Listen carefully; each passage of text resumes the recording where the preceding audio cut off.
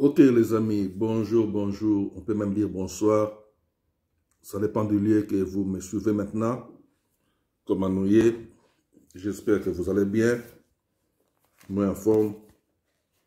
Je me suis décidé de commencer à vous lire presque tous les jours, même un passage ou quelques pages, si je peux dire, d'un des livres que j'ai chez moi, parce que j'achète tellement de livres, j'ai beaucoup de livres et j'aime beaucoup acheter des livres. Je peux acheter par semaine même 2 ou 3 livres.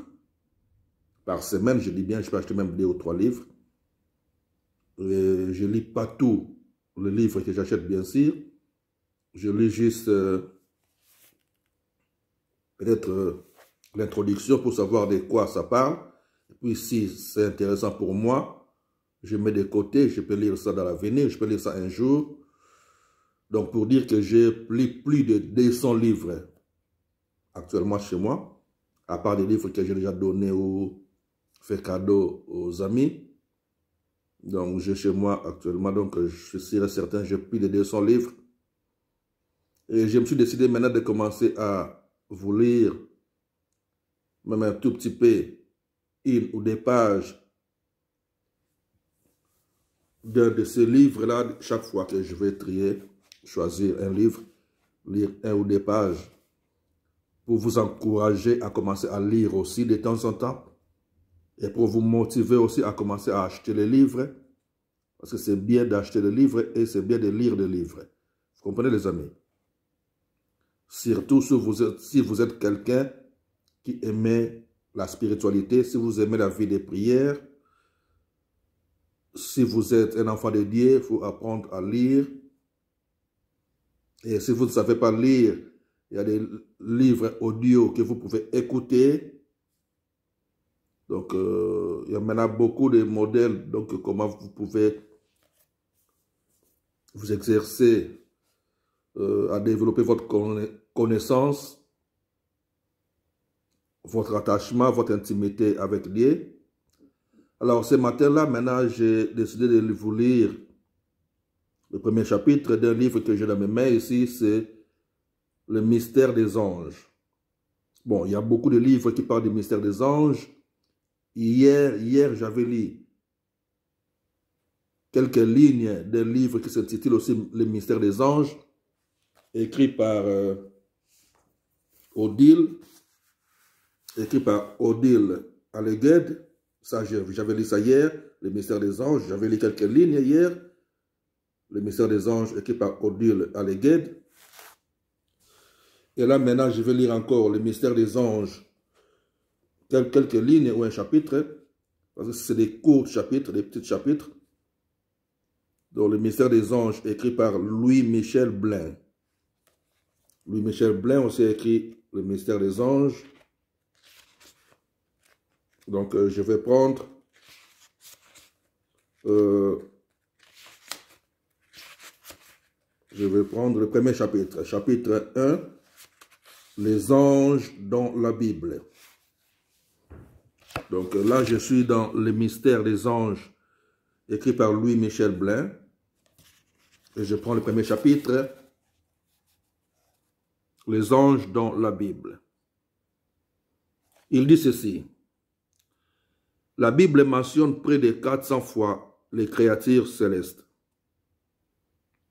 Nous les retrouvons dans presque chacun des livres de l'Ancien Testament, ainsi que dans la vie du Christ. Dans les écrits des apôtres, jusqu'au dernier livre du texte de l'Apocalypse. Différents termes sont utilisés. Ange, archange, séraphin, chérubin. Ces créatures célestes ont chacune leur fonction. Elles sont selon la volonté de Dieu à notre service, mais l'homme n'a pas vocation à les adorer. S'ils sont le plus souvent invisibles aux yeux humains, De nombreux amis et amis de Dieu les ont vus ou entendus, réellement ou en vision. Ils aident les gens à s'ouvrir au Christ. Ok les amis, je mets un petit entre parenthèses ici par rapport à ce que je viens de lire. Parce que juste ces petits passages-là que je viens de lire, ça me rappelle moi-même des communications que j'ai aussi avec les anges invisibles, bien sûr. Au début, ça me troublait, au début, ça me dérangeait, je ne comprenais pas. Et ça s'est répété, ça ne s'arrêtait pas. Que je sentais vraiment quelqu'un me toucher à l'épaule, mais la personne n'est pas là, visible. Ou je sens vraiment quelqu'un me donner un petit coup de pied pour me réveiller. Donc dans mon pied, vraiment je sens que quelqu'un me donne un petit coup de pied. Mais la personne n'est pas là. Des fois, j'entends vraiment quelqu'un taper les mains 3-4 fois à côté de moi.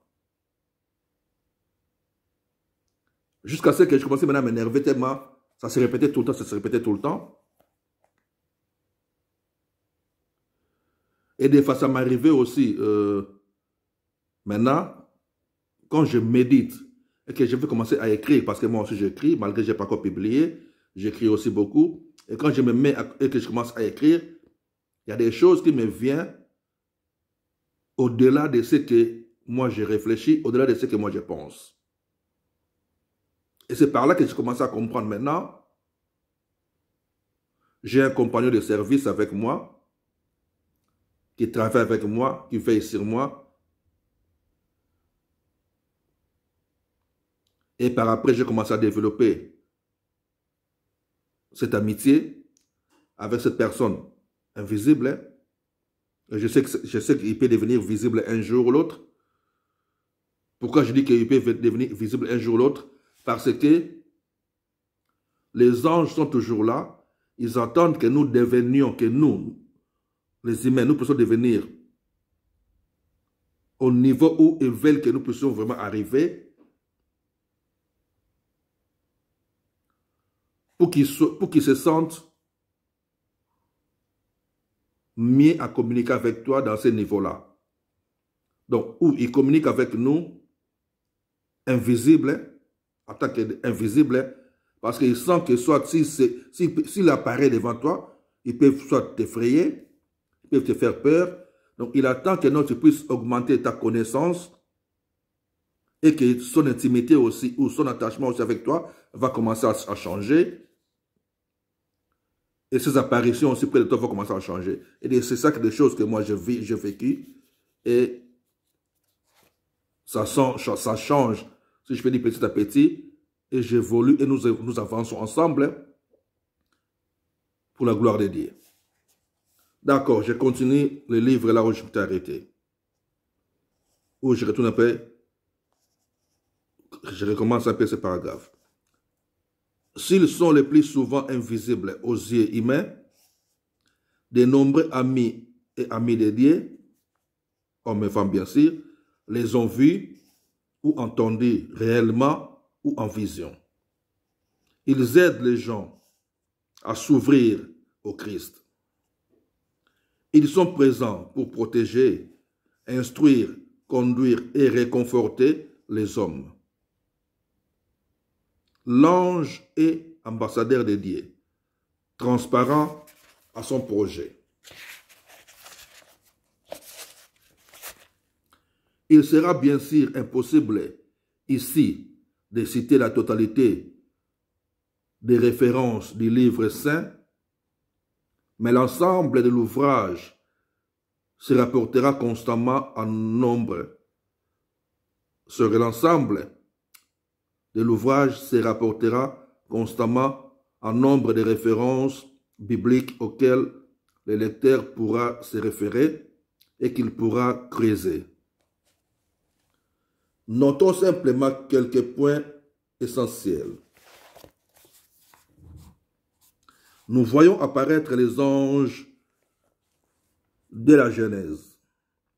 Aussitôt après l'expulsion dans les jardins d'Éden, un ange à l'épée flamboyante a interdit l'entrée. Un ange se fait consolateur d'Agar dans le désert. C'est un ange qui arrête les bras d'Abraham lorsqu'il s'apprête à sacrifier Isaac. Un ange fait sortir Lot et sa famille de la cité de Sodome avant qu'elle ne soit détruite. Jacob voit en songe des multitudes d'anges monter et descendre de l'échelle qui rejoint le ciel et la terre. Un ange conduit le peuple hébreu à travers le désert dans sa route vers la terre promise. Le prophète Élie est réconforté par un ange au cœur de sa mission. Au cours de la vie de Christ, les anges sont fréquemment cités.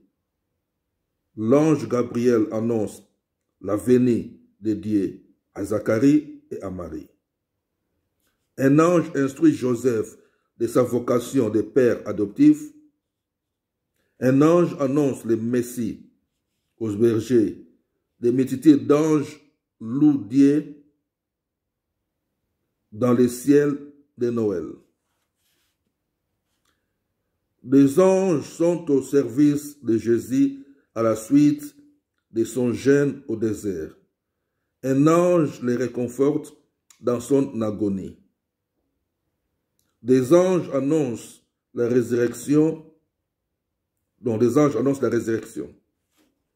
Ils instruisent les apôtres au moment de l'ascension et les accompagnent dans leur apostolat pour les préserver des multitudes, pour les préserver des multiples dangers.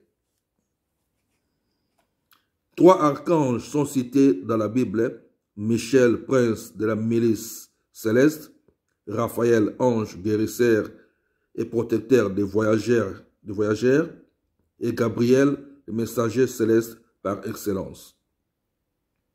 Nous reviendrons sur ces figures dans les chapitres suivants. Donc, comme je dis, c'est un livre, Le mystère des anges, écrit par Louis-Michel Blain.